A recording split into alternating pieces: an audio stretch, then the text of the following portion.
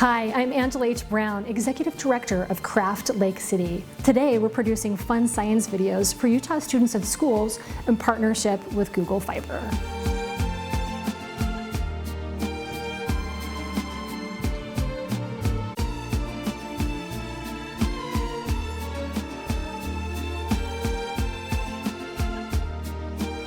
Hi guys, it's me, Dr. Beth from Craft Lake City.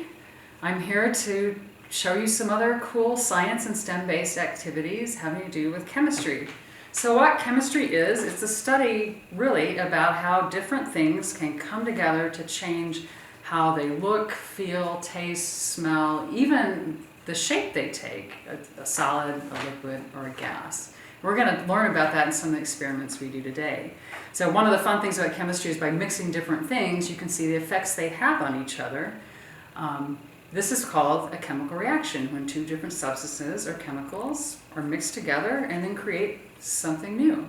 And you don't have to have a lab to do chemistry. There's lots of things you can do at home, right in your own kitchen. And I'm going to show you a couple of those today. The experiments we're going to do today are examples of chemical reactions that you can do in your own home. So first what we're going to do, we're going to create what I call a rubber egg. And it's not really rubber, but it kind of looks like rubber. You'll need, of course, you will need an egg. I brought two just in case one broke. You will need a container to put your egg in. A container with a lid is good. And then you'll need vinegar. So this is just regular vinegar that you get at the store, white vinegar.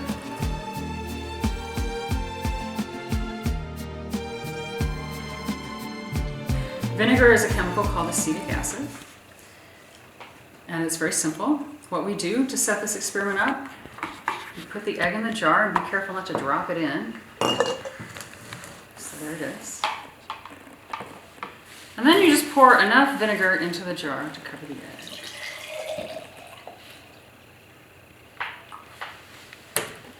Okay, so let's take a look at what happens when we add the vinegar to the jar. And what you'll see immediately, you see these bubbles forming around the egg. There's all sorts of tiny bubbles on the eggshell. And what that is, it's a gas called carbon dioxide that's formed when the acid in the vinegar reacts with a compound in the eggshell, which is called calcium carbonate. So all these bubbles are formed by the chemical reaction that is taking place between the vinegar and the eggshell. So now you want to take your egg and vinegar and just put it in a safe place for 2 or 3 days. So while we're waiting to see what happens to our egg, we're going to show you or do another type of chemical reaction. In this case, we're going to mix a solid with a liquid, produce a new kind of element or a new kind of substance, which is a gas. And we're going to do that by using a chemical reaction to blow up this balloon.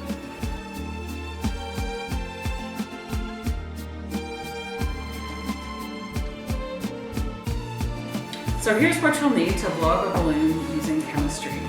First, you'll need a bottle. I picked a nice big bottle, but it's fun. It needs to have a narrow top so that you can put the balloon on it. You will need vinegar. You will need baking soda.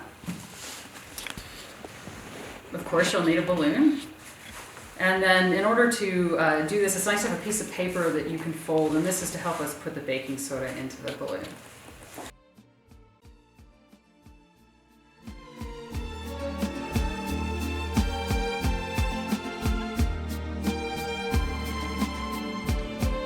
So the first step is to put our liquid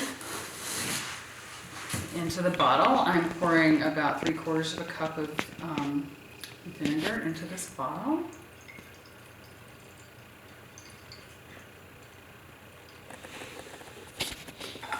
And the next step is to add baking soda to your balloon. You'll probably want to add about 1/4 cup of baking soda if you want to measure it. Sometimes it comes out lumpy. You'll want to make sure you break up all these lumps, otherwise it won't go into your balloon very well. And using this folded piece of paper can be a little tricky to get this baking soda into this narrow little balloon, but you doing it this way is makes it a little easier. And if you need help, ask your parents or another adult to help you do this part. As you can see, it goes in okay. It's all right if a little spills and doesn't get in. All right, I'm going to add a little more. Okay. Now to set up our chemical reaction, I'm going to take the balloon and stretch it really carefully over the top of your bottle like that, right? So now we have the baking soda, the solid part of our chemical reaction, and the vinegar, the liquid part of our chemical reaction. They're still separated. We're going to mix them and start the chemical reaction. And so watch for signs that a chemical reaction is occurring. And some of these might be fizzing or bubbles. Other things that sometimes happen in chemical reactions are heat, or sometimes something becomes cold. So we're going to start it right now. And the way we do that is lift up the balloon and let the baking soda all go in until it still is doing it. God. So you'll see that the balloon is blown up by the gas that's created by this chemical reaction. It's a gas called carbon dioxide, and the reason the balloon is not standing up or floating is because carbon dioxide is heavier than air. So this balloon is actually heavier than air, and you can tell it kind of wants to sink. So what just happened with the balloon is another example of a chemical reaction. When we mix a solid, baking soda, with a liquid, vinegar, the two react to create a gas, carbon dioxide. We saw the signs that a chemical reaction was occurring, all the fizzing and the bubbling and the way it bubbled up out of the bottle. And so much gas was produced that it was not enough, was too much to fit in the bottle, and that's what inflated our balloon. Another thing that we see is that the gas that's produced by this chemical reaction, which is carbon dioxide, is actually heavier than air. Usually a balloon will float, but because carbon dioxide is so much heavier than the air around us, it falls and doesn't float. And you could see that in the experiment, the way the balloon kind of tipped over rather than stand up straight. Now let's go back and see what happened to our egg after it spent a few days in vinegar and having the eggshell react with the vinegar. So if you look at the egg, you can see it looks pretty different. It stopped bubbling, which means that there's very few bubbles. It's not bubbling nearly as much, which means that most of the chemical reaction has occurred. And I'm going to carefully pour off this vinegar.